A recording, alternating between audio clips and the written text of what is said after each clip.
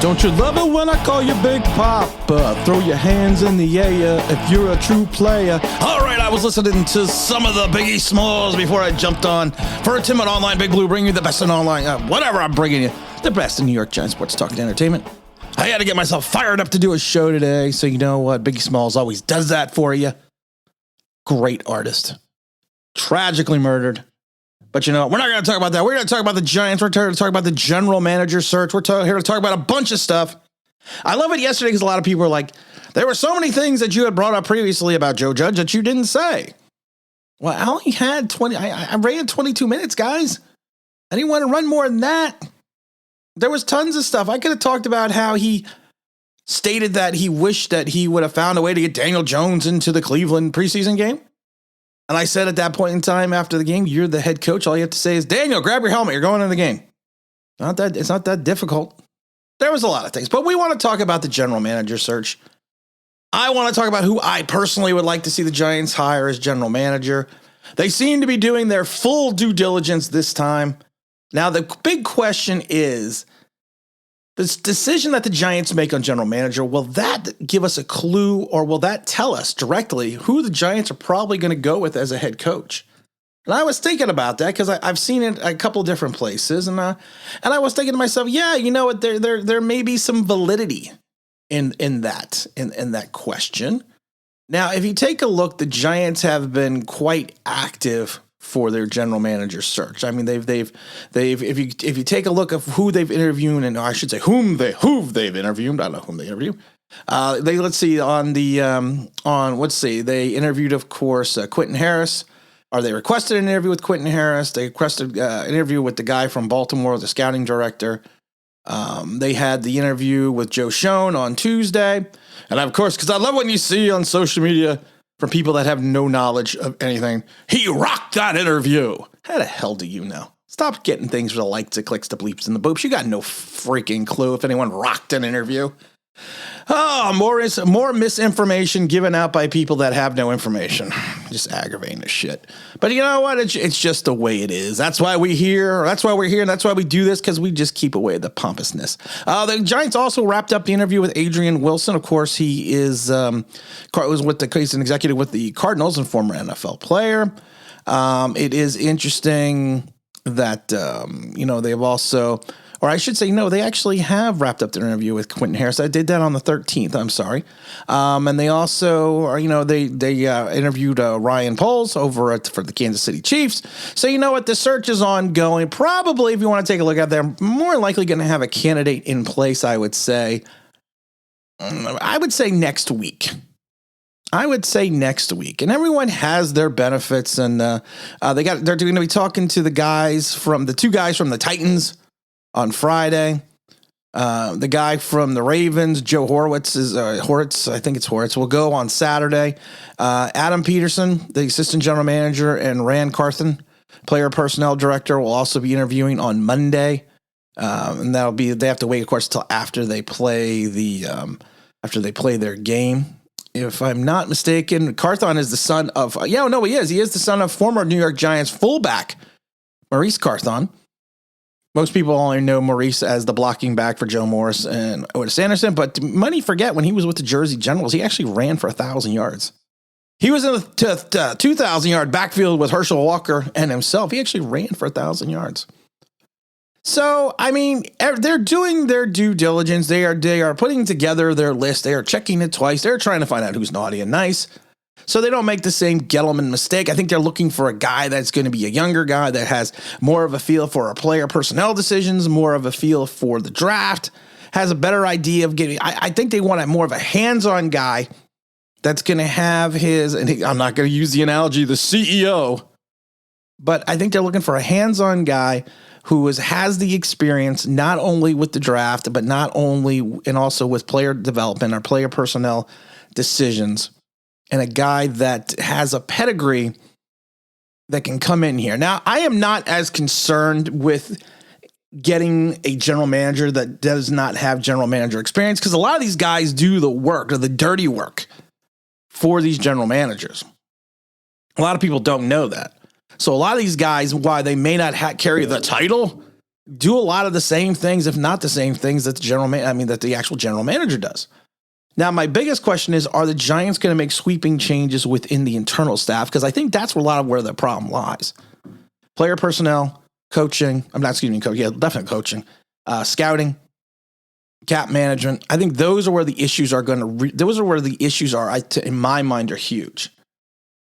Now, if you take a look at it, I would have to agree that if you go with a certain guy and you're going to give him hopefully full autonomy to make a decision on the coach, he's probably going to go with someone that he knows, someone that he trusts, someone that if he brought in, he knows he can work directly with. And that was my biggest thing with the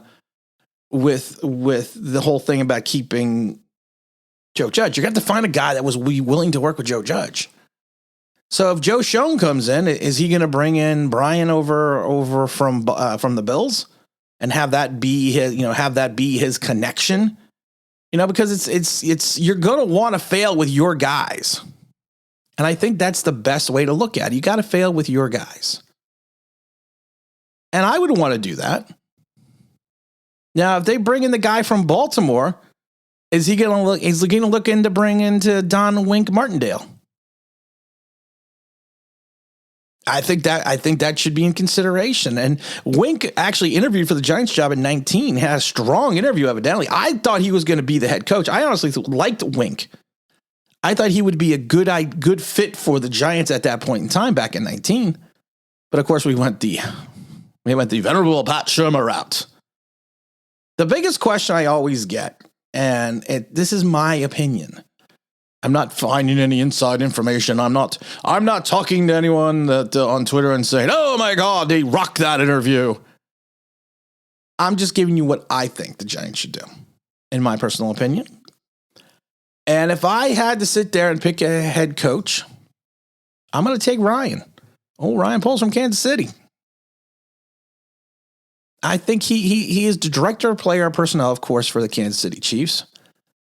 He's got a big time resume in my mind for being only 36 years old. He's been in the league for 13 years. One of my things that I really love about him is he's a former player, Boston College offensive lineman. I've always said in my mind, you can't teach something if you haven't done it. You can't evaluate something in my mind properly unless you've seen it and done it yourself. Said that a million times. Said that a million times about everything. I love when people give their opinion on something and they never strapped it on. Well, how the hell am I giving your opinion if you never strapped it on and played? What gives your opinion validity or credence for me to even think about? He was a finalist for the job in Carolina last offseason. I should say now it's only 2 off seasons ago, I guess. He's been the part of 3 different general manager regimes in Kansas City. 3. So they thought of him, the 3 general managers, or the 2 other general managers after he was hired, thought about him enough to keep him on. He's playing a significant role, or he has played a significant role in the team's drafting strategy. He's basically been the GM's right-hand man over in Kansas City. He rebuilt the offensive line, which should be a huge thing for Giant fans, by adding Creed Humphreys, Trey Smith, and what's his name? Lucas. I can't remember. He's a tackle. I can't remember his last name. The year before. He's basically got his fingerprints all over this draft. And he also drafted Nick Bolton, who I loved. I loved Nick Bolton coming out of the draft. I said a million times. I did a video on how the Giants should find a way to draft Nick Bolton, because I figured he would be the linebacker the Giants have sorely missed over the last 30 years, or 20 years, or 25 years. So he has the legacy, he has the ability, he has the presence. He's been through the general manager cycle. And not to cry, like I said, not to point out again, but like I said, he was a former player. And he's a New York guy, New York native, Gatorade State Player of the Year in 2002, 2-way lineman, Parade All-American, was inducted to the school's Hall of Fame. Also a great basketball player, which has nothing to do with anything. I just like to throw out people's sports resumes. But I think he would be a fit. I think he would be a guy. I think he would be an interesting combination to bring into the Giants, to bring into the Giants fold. And he's young enough, in my mind, that he's going to grow exponentially into the position if given the opportunity and given the control that he's probably going to need and be allowed to make the decisions that he needs to make and the tough decisions that need to be made internally to clear this out. Now, people are going to say, well, Timmy is the youngest of the candidates. Yeah, he's the youngest of the candidates. He is. But does that really, I've never really solely looked at age. I never blasted Joe Judge because of his age. I blasted Joe Judge because I thought he was an idiot. And I thought he was a pompous ass. That's why I blasted Joe Judge, not because of his age. He may be 36 years old, but he's been in the league for 13 years with the same organization. I would personally think he would be being groomed to move into one day the top spot in Kansas City, but Kansas City's loss could potentially be our gain. Now, like I said, I have no inside information about him. I will tell you that I did speak to somebody who I trust, who actually gave me the Andrew Thomas information and some other information that we have used previously in the past, and said that he is going to be a sought-after candidate. And then as soon as he told me that a day later, the Vikings requested an interview. So, in my mind, it would just be a nice fit. It would be a nice change of pace. You would get someone in here with some young blood. Like I said, he's been with the Chiefs since 2009. He's been the player personnel assistant for 3 seasons and the college scouting administrator. So,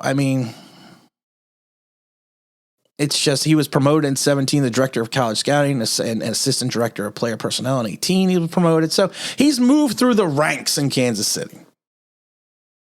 And I'm not going to lie. If you want to bring in a head coach and attach a head coach to the name, I like Eric Bieniemy. I wanted the Giants to hire Eric Bieniemy before they hired Joe Judge, and I know the at that point in time, the knock against Bieniemy was he did not call the offensive plays. He just installed the offensive system, which means he worked with the players daily. That has now changed since that time. He is now calling the plays. Yes, I know you could say he has Patrick Mahomes, so everything's better. No, you can't always look at it that way. Just because you have a great player does not make you a great offensive coordinator. I think he makes himself a guy that makes himself a good offensive coordinator, and I think he'll make himself a great head coach. Again, former player, and everyone knows I love former players. I love former players as coaches because, like I said, my big thing is you need to understand how the game is played and how the game is worked before you can turn around and teach somebody else. And plus, he's been a coach since. And unlike Joe Judge, he's actually done some things. He's been the running back. He started as the running back coach in Colorado. He was running back coach in UCLA. He went to Minnesota Vikings for 3 years as running back coach. He was the head assistant coach and running back coach as well. He was then the offensive coordinator from 2011, 2012 to Colorado back in college.